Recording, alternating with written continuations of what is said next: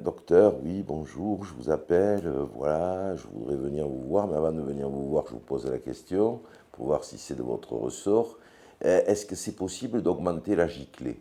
Je suis médecin sexologue et andrologue, gynécologue. Je dirige l'enseignement de sexologie à la faculté de médecine. Les patients sont de plus en plus jeunes. Moi, je vois beaucoup. 35% de ma clientèle a moins de 25 ans. Donc, je vois beaucoup de jeunes, ce qui est effectivement qui ne correspond pas à l'idée reçue qu'on se fait de mon métier. Et le deuxième phénomène, c'est la puissance absolument extraordinaire de la pornographie. 2 heures après, j'ai un coup de téléphone. Voilà, docteur, je viens vous voir parce que je vais prendre rendez-vous parce que voilà le problème. Je n'ai plus de désir pour ma femme.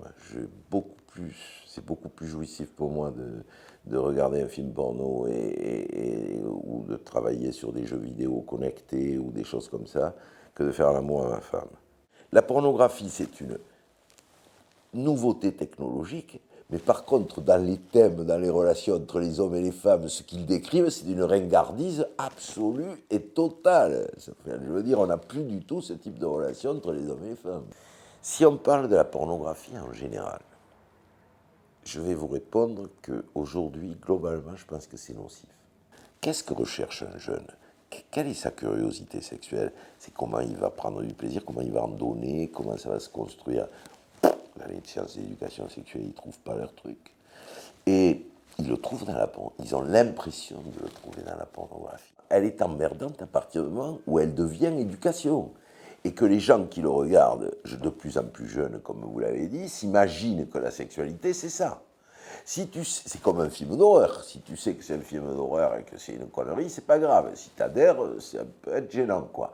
Aujourd'hui, quand tu as 3 bites dans le même trou et qu'il n'y a pas de scénario, enfin, je veux dire, c'est pas très pédagogique parce que la sexualité, c'est pas ça. Les gens s'imaginant que la sexualité, c'est la pornographie, du coup, ils vont se dire, eh ben, j'éjacule pas assez fort, j'ai pas assez de giclée, je voudrais l'avoir plus longue, je voudrais... Tu vois, c'est-à-dire que ça développe un marché, une espèce de logique à la fois de raisonnement et de comportement. Les hommes n'ont jamais supporté l'impuissance. Ça, c'est évident, c'est aussi vieux que l'humanité. Mais aujourd'hui, la performance, c'est un phénomène nouveau chez les jeunes, énormément. Ils se mettent une pression et des deux côtés.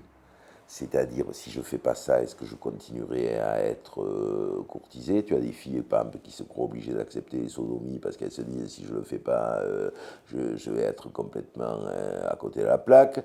Les mecs, ils s'accordent non plus aucune faillite possible, ils ont peur d'éjaculer trop vite, ils ont peur que ce soit pas qu'ils ont le sexe trop petit. Enfin, l'anxiété de performance habite à mes yeux une foultitude de gens, quoi, pour ne pas dire tout le monde.